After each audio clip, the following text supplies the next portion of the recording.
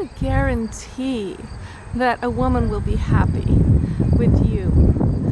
How to guarantee that you'll be happy with a man? So, the thing is, a lot of times when men are giving to women, they give what they want to give and what they want to get. And they will feel completely abused by the woman because they'll feel like, I gave her all of this logistical help. I did a good job with my job. I showed up. I didn't complain. I put up with her big emotional, tantrums. I was a good guy. And now why is she complaining? And the woman will feel that the men are basically always wanting to give what they want to give, but not what the woman wants. And when the woman is always feeling that she is sacrificing what she wants to be in a masculine world, and she's always giving what he wants, more efficiency, more organization, more money making, more, sex or whatever, she always feels like she has learned since she was a little girl how to give in such a way that it is not about herself. It's really thinking about what the other person wants.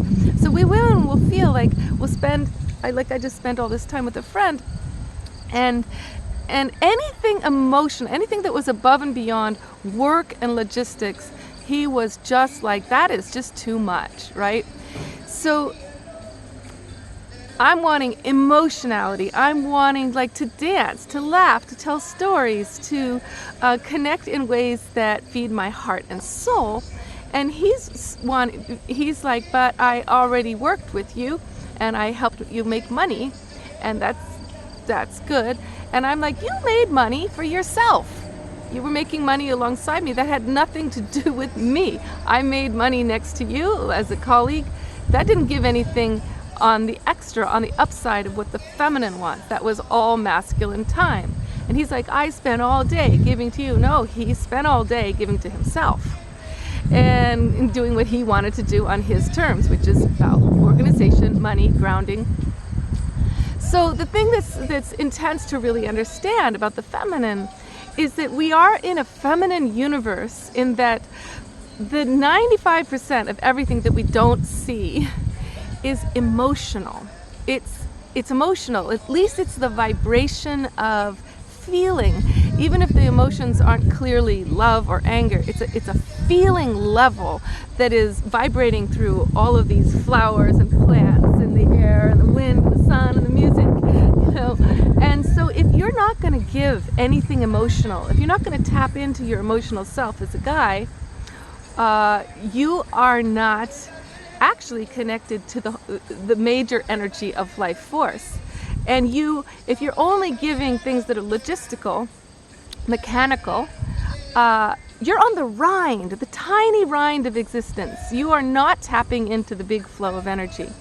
And if you're afraid of emotions, it's because you're afraid of the actual deep power of life. You're really afraid of how that is really a wave that you don't get to control. If you start to feel and allow yourself to feel, it does feel like you're on an uncontrollable ride.